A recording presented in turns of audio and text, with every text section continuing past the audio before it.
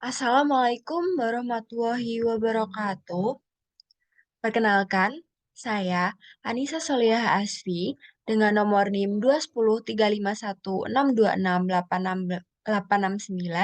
dari Offering B, Prodi Pendidikan IPA Angkatan 2021 Universitas Negeri Malang. Di sini saya akan menjelaskan materi mengenai lensa tipis.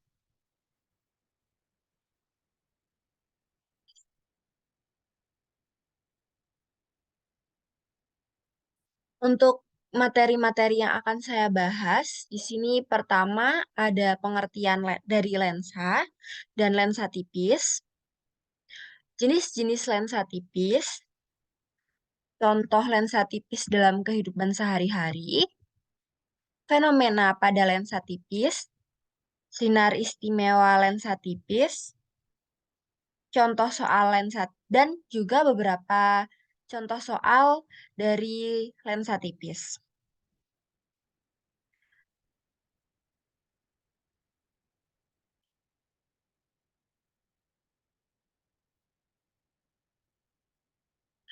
Masuk pada subtopik yang pertama. Pengertian lensa. Lensa adalah benda bening dengan ketebalan tertentu yang dibatasi oleh dua bidang lengkung atau satu bidang lengkung dan satu bidang datar. Lensa ini adalah alat optik yang memiliki peran penting dalam perkembangan sains dan juga peralatan manusia. Perkembangan penggunaan lens sebagai alat bantu manusia dilakukan sekitar abad 16 dan abad 17, meskipun pada kacamata sudah dikenakan oleh manusia pada abad ketiga. Saat ini, lensa ditemukan banyak instrumen dan alat bantu ditemukan pada banyak instrumen dan alat bantu manusia. Contohnya kacamata, teropong, lensa kamera, proyektor, kaca pembesar, dan peralatan lainnya. Bahkan juga banyak digunakan dalam peralatan kesehatan atau medis. Prinsip utama yang digunakan dari alat-alat tersebut adalah kemampuan membuat objek terlihat lebih besar dan objek yang jauh menjadi lebih dekat. Prinsip ini bisa ditemukan dengan menggunakan lensa. Untuk lensa tipis, apabila ketebalan lensa jauh lebih kecil dibandingkan dengan diameter kelengkungannya, maka disebut dengan lensa tipis. Nah, pada materi kali ini tuh kita akan membahas mengenai lensa tipis, karena pada lensa sendiri ada tiga jenis, yaitu lensa tebal, lensa tipis, dan lensa gabungan. Untuk kali ini kita akan membahas lebih dalam mengenai lensa tipis.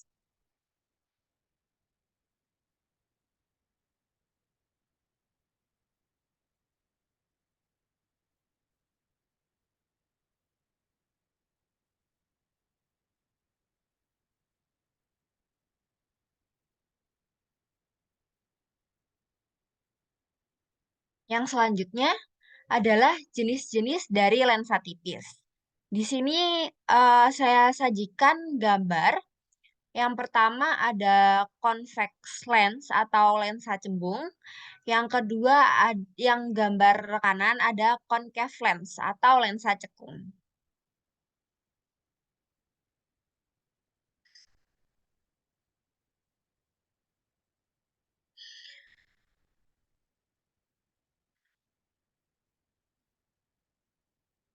Nah, setelah melihat dari kedua gambar di sini, kita akan mengetahui bahwasanya convex lens dan concave lens ini memiliki perbedaan. Untuk itu, kita akan membahas lebih dalam mengenai lensa cembung dan lensa cekung. Yang pertama adalah lensa cembung. Lensa cembung adalah lensa yang jari-jari kelengkungannya berada di belakang arah datang cahaya. Sesuai dengan gambar yang sudah disajikan tadi, seperti ini.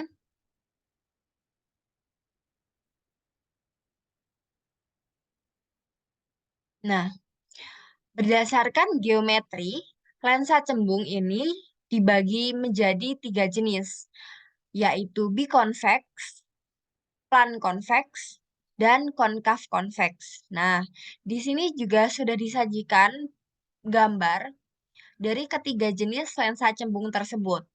Yang di gambar pertama atau gambar kiri adalah lensa cembung jenis biconvex atau lensa tampak cembung-cembung, cembung-cembung. Sedangkan gambar kedua atau gambar yang di bagian tengah itu merupakan lensa plan convex. Plan itu artinya datar, convex artinya cembung. Jadi lensa tampak cembung datar. Yang ketiga, pada gambar ketiga adalah gambar konkav convex atau eh, disebut dengan lensa tampak cembung cekung.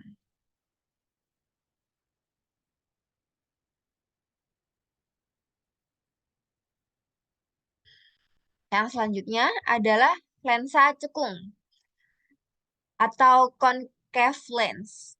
Lensa cekung adalah lensa yang kelengkungannya mengarah berlawanan arah dengan arah datang cahaya. Jadi dapat dilihat perbedaannya antara lensa cembung dan lensa cekung. Untuk lensa cekung sendiri juga sama seperti lensa cembung memiliki tiga jenis, yaitu biconcave, plan concave, dan convex concave. Untuk yang gambar pertama atau gambar yang kiri adalah jenis lensa cekung biconcave. Jadi lensanya tampak cekung-cekung. Yang kedua, yang kedua adalah gambar dari jenis lensa cekung plan concave atau lensa tampak cekung datar. Dan yang ketiga adalah convex concave atau lensa tampak cekung cembung.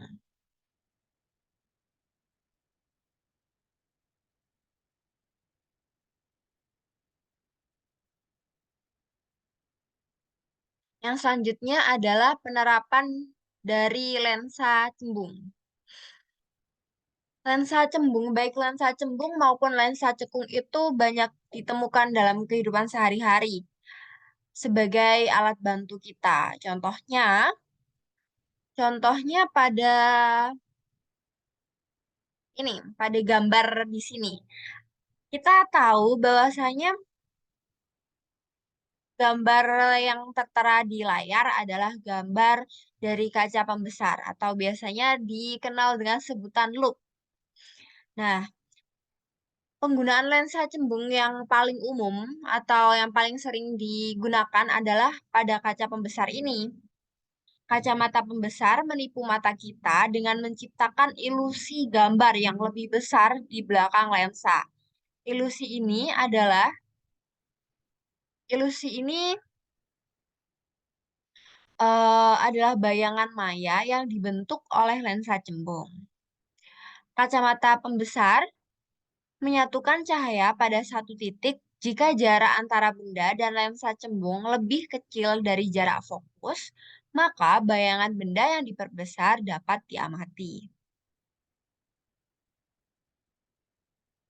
Sedangkan yang selanjutnya,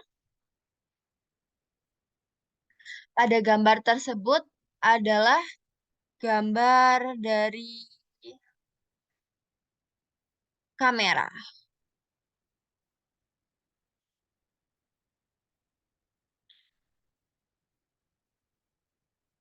Lensa yang digunakan pada kamera biasanya cembung. Lensa cembung yang ada di kamera berfungsi untuk mengontrol intensitas cahaya dan perbesaran dari objek. Sinar cahaya setelah dipantulkan dari objek masuk ke kamera dapat dilihat pada gambar tersebut, di mana lensa cembung mengontrol intensitas cahaya dan memfokuskan pada film sensitif di belakang lensa. Semakin tinggi intensitas cahayanya, maka gambar yang dihasilkan akan semakin jelas. Bayangan dapat diperbesar dengan mengatur jarak fokus lensa dan titik fokus lensa cembung. Em, kita akan mendapatkan bayangan benda yang diperbesar. Jadi, ketika kita menggunakan kamera, di dalam lensa cembung, di dalam kamera tersebut terdapat lensa cembung. Lensa cembung yang ada pada kamera itu dapat mengontrol intensitas cahaya. Nah, intensitas cahaya ini se menentukan seberapa jelas gambar yang akan dihasilkan. Jadi, intinya semakin tinggi intensitas cahaya, maka semakin jelas pula gambar yang akan dihasilkan oleh kamera tersebut.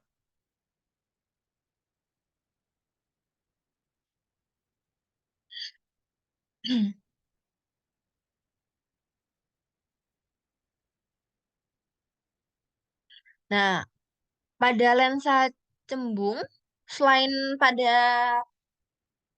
kaca pembesar dan kamera itu masih banyak ditemukan juga di dalam kehidupan kita sehari-hari. Contohnya ada pada kacamata.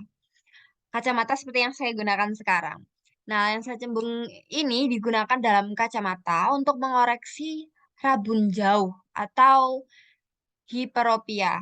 Orang yang menderita hiperopia dapat melihat objek yang jauh dengan jelas, tetapi mereka mengalami kesulitan objek di dekatnya. Pada kondisi ini, otot silaris gagal mengatur jarak fokus lensa mata sehingga bayangan yang terbentuk jauh di luar retina. Maka dapat digunakan lensa cembung pada kacamata eh, rabun jauh. Untuk yang selanjutnya adalah penerapan dari lensa cekung.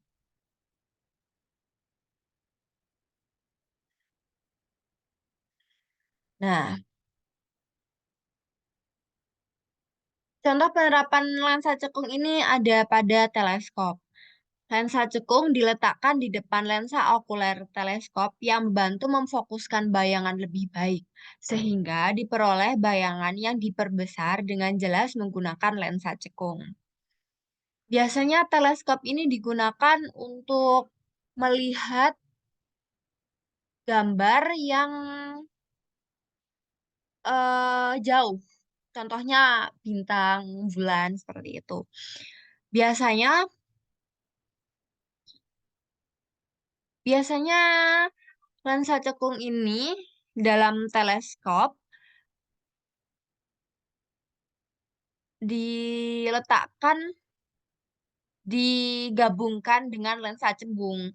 Jadi di dalam teleskop ini ada lensa cekung dan juga ada lensa cembung.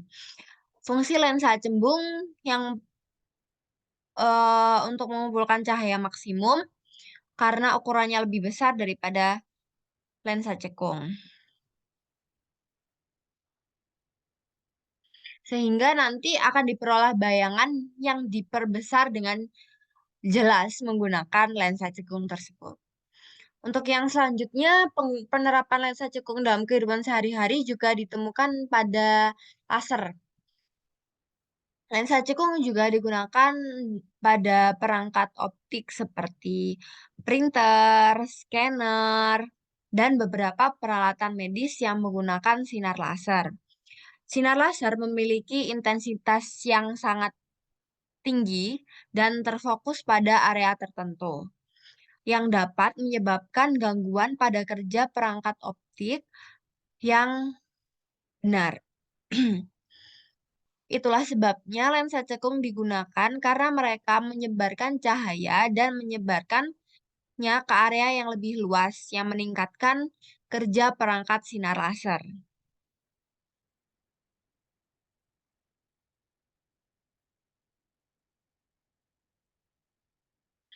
Untuk yang selanjutnya kita akan memasuki pada fenomena lensa tipis.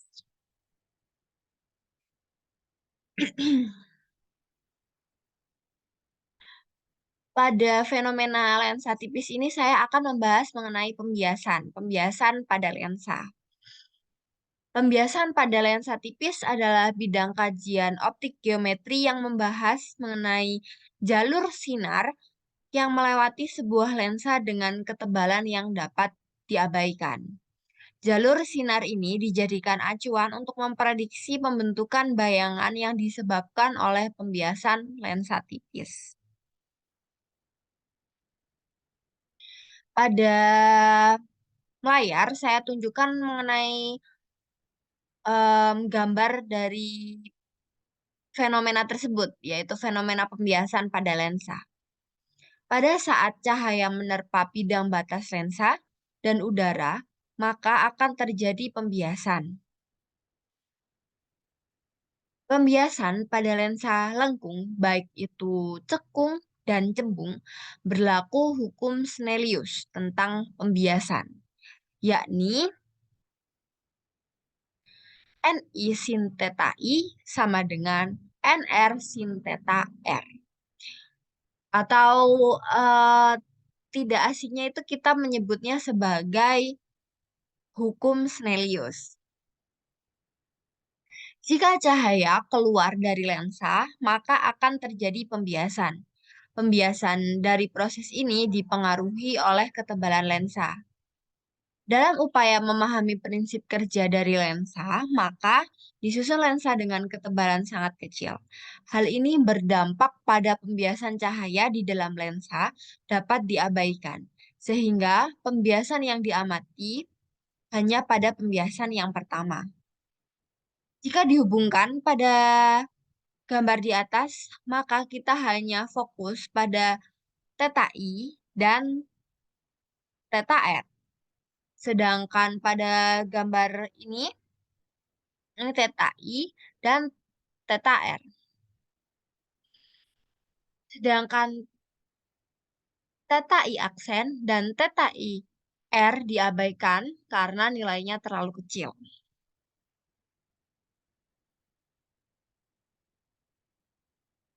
Seperti itu.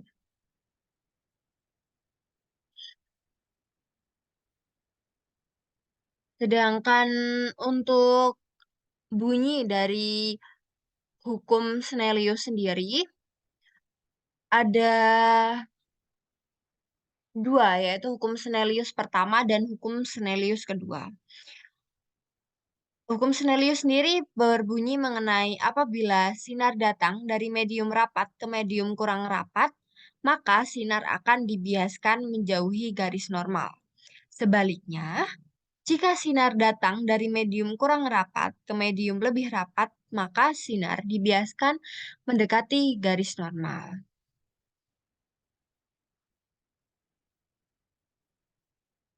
Atau bisa kita simpulkan bahwasanya hukum Snellius ini merupakan rumus yang memberikan hubungan antara sudut datang theta I dan sudut bias theta R pada cahaya atau pada gelombang lainnya yang melalui batas antara dua medium yang berbeda. Biasanya dua medium berbeda ini seperti udara dan air, seperti itu.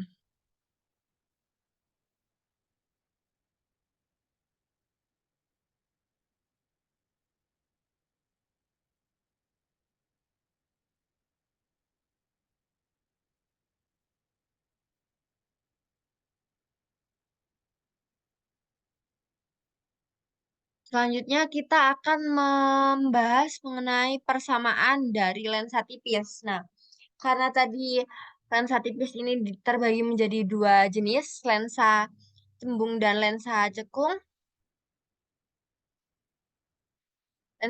dan lensa cekung, maka em, kita akan membahas juga persamaan dari lensa cembung dan lensa cekung. Untuk rumus jarak fokus lensa cembung, adalah 1 per F sama dengan 1 per S plus 1 per S aksen, atau F sama dengan S kali S aksen per S plus S aksen.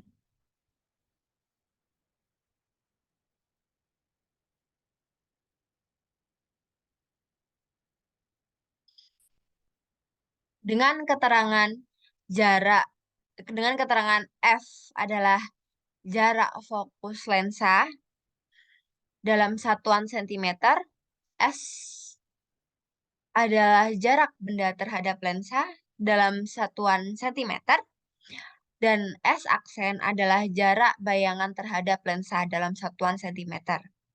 Di sini catatannya, nilai fokus pada lensa cembung adalah positif.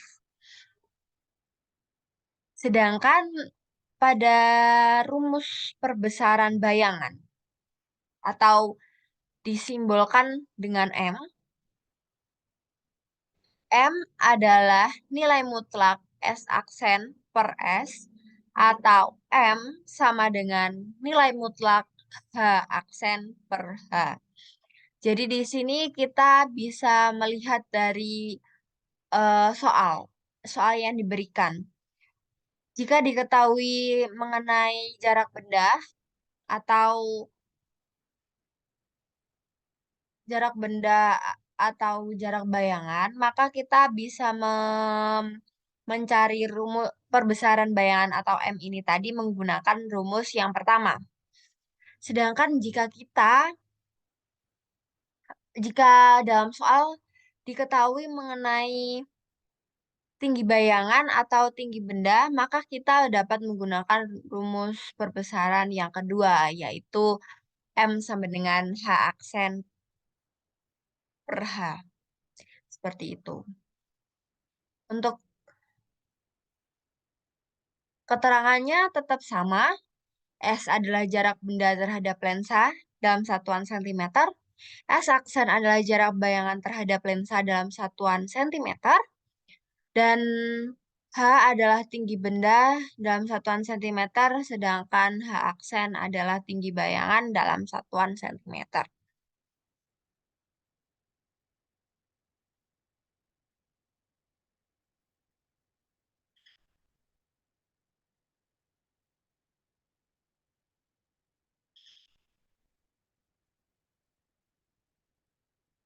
Untuk yang selanjutnya adalah mengenai rumus hubungan untuk mengenai persamaan lensa tipis jenis yang kedua, yaitu lensa tipis pada lensa cekung, jenis lensa cekung.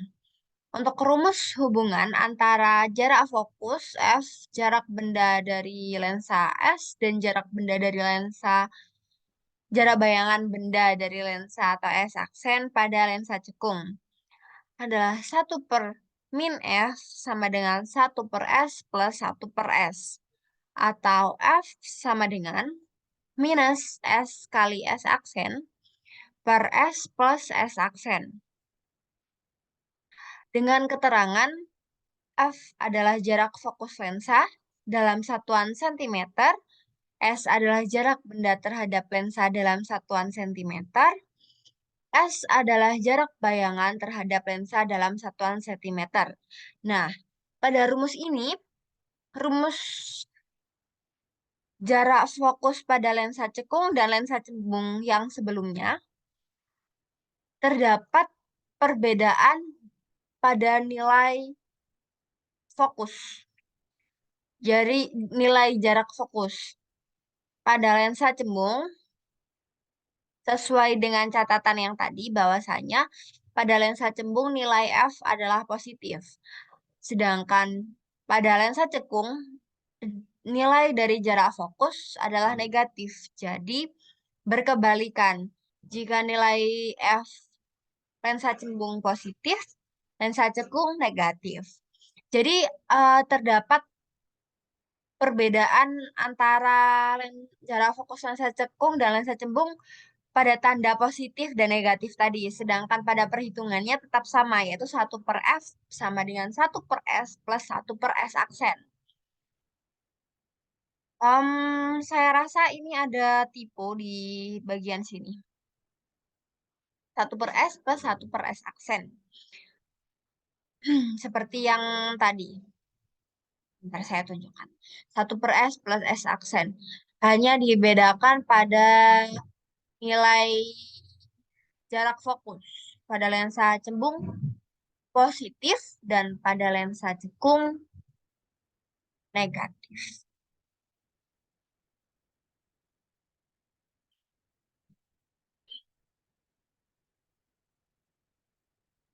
Nah, untuk rumus perbesaran bayangan M baik lensa cekung maupun lensa cembung itu sama.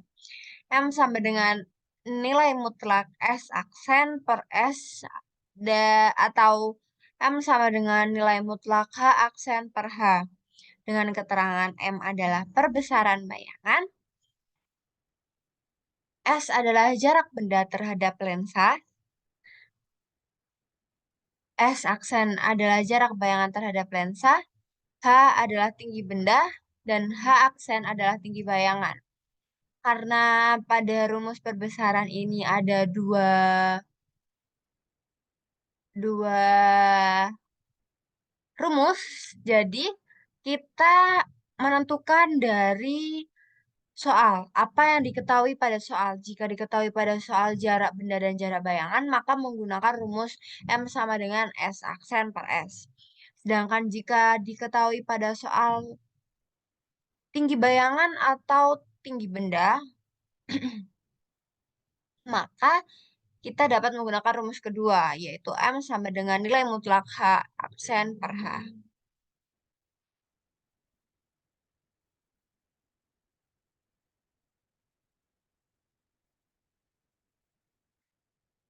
Bentar.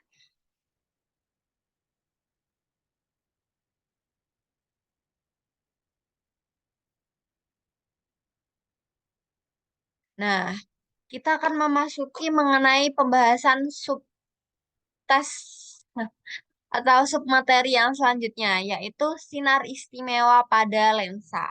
Untuk yang pertama, sinar istimewa pada lensa cembung atau convex lens. Ada 3 sinar istimewa. Dapat dilihat pada gambar yang pertama. Gambar yang pertama ini adalah sinar istimewa yang pertama, yang berbunyi sinar datang yang sejajar dengan sumbu utama. Ini adalah sumbu utama dengan simbol SU, sumbu utama. Ini sinar datang sejajar dengan sumbu utama, dibiaskan menuju titik fokus. Ini adalah titik fokus. Jadi yang pertama adalah sinar datang sejajar dengan sumbu utama, dibiaskan menuju titik fokus. Untuk sinar istimewa yang kedua, dapat dilihat bahwasanya sinar datang menuju pusat lensa, di sini pusat lensa, tidak dibiaskan. Ini tipu ya, tidak dibiaskan. Seperti ini, tidak dibiaskan, jadi langsung. Dan yang sinar istimewa yang ketiga adalah sinar datang yang berasal dari titik F, dibiaskan sejajar, di sini ada sinar datang, dibiaskan sejajar dengan sumbu utama. Sini sumbu utama, dibiaskan sejajar dengan sumbu utama. Seperti ini. Jadi berikut adalah ketiga sinar istimewa dari lensa cembung.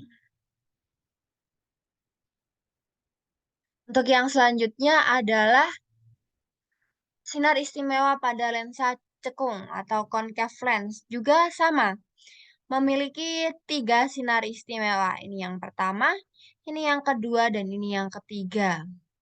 Untuk yang pertama, sinar datang sejajar dengan sumbu utama, dibiaskan seolah-olah berasal dari titik fokus. seolah-olah. Jadi langsung dari sini langsung dibiaskan. Seolah-olah berasal dari titik fokus. Untuk sinar yang kedua, sinar datang mengarah ke titik fokus, di fokus, di belakang lensa, dibiaskan sejajar dengan sumbu utama. Seperti ini. Sedangkan yang ketiga, sinar istimewa ketiga, ketika sinar datang yang menuju titik pusat, akan diteruskan tanpa dibiaskan. Seperti ini.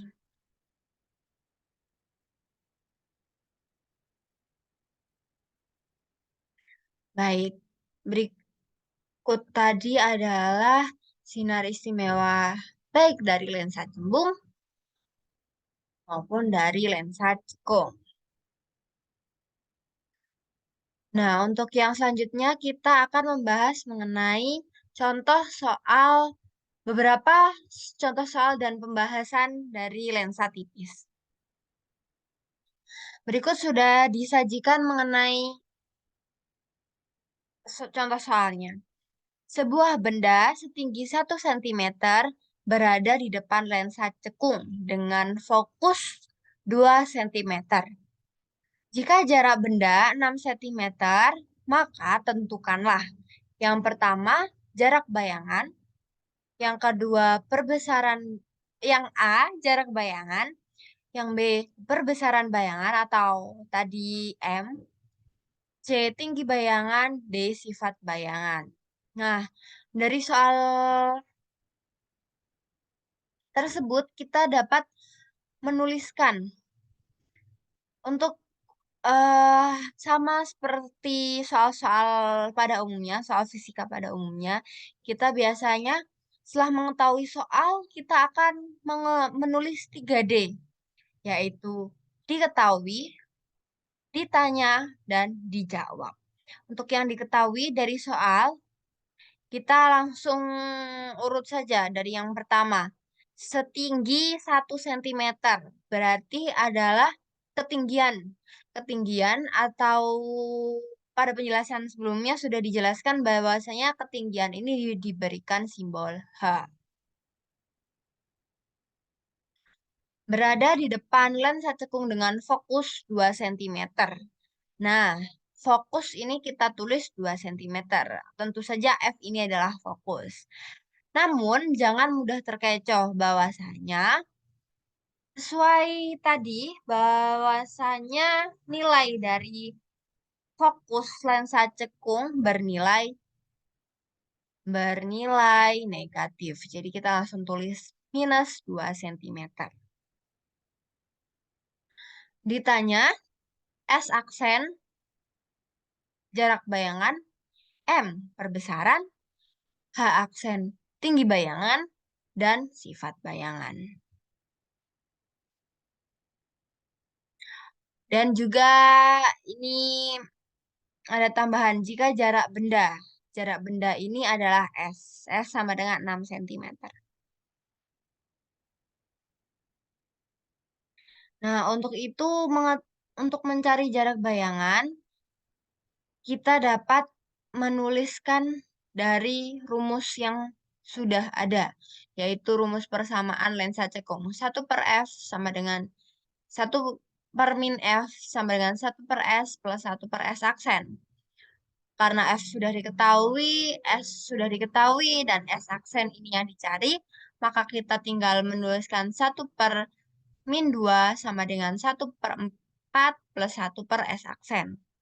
1/S aksen sama dengan pindah ruas, minus dalam kurung 1/-2, min 1/6.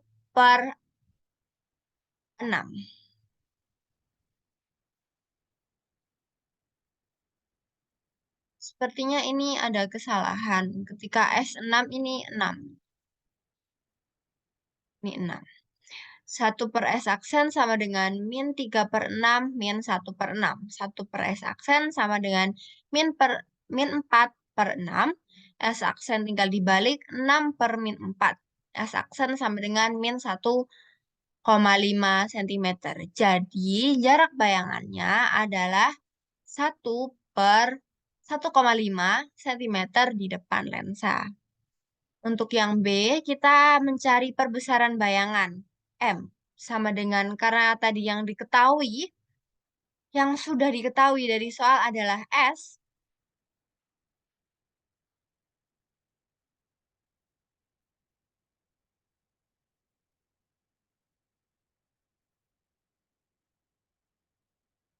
adalah S dan S aksen, maka kita tinggal memasukkan ke rumus.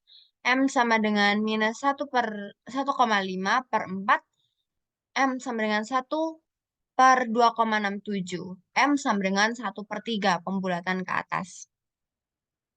Jadi bayangan mengalami perbesaran 1/3 kali ukuran benda atau diperkecil. Karena tadi jarak bayangannya jadi 1,5, jadi dapat disimpulkan bahwa bayangan mengalami 1/3 kali diperkecil dari ukuran benda. Untuk yang selanjutnya, tinggi bayangan. Dengan rumus M sama dengan H aksen per H, karena M sudah diketahui, H sudah diketahui, jadi 1/3 sama dengan H aksen per 1. H aksen sama dengan 1/3, sama dengan 0,3 cm. Jadi tinggi bayangan adalah 0,3 cm. Nah, untuk yang D, sifat bayangan, karena S aksen bernilai negatif, maka bayangan bersifat maya. Jika S aksen positif, maka bersifat nyata.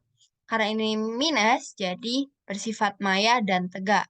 Karena M sama dengan 1/3 lebih kecil, maka bayangan lebih kecil daripada ukuran benda. Seperti itu.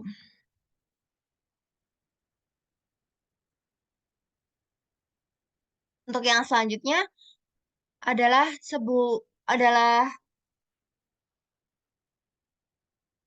contoh soal mengenai lensa tipis. Yang kedua, sebuah lensa membentuk bayangan nyata dan diperbesar 3 kali dari benda yang diletakkan di depannya. Jika jarak fokus adalah 12 cm, tentukan jarak titik fokus lensa tersebut. Kita menulis seperti biasanya, diketahui S sama dengan 12 cm jarak benda, M perbesaran 3 kali, S aksen karena diperbesar sebanyak 3 kali, maka 3 kali S. 3 kali 12, 36.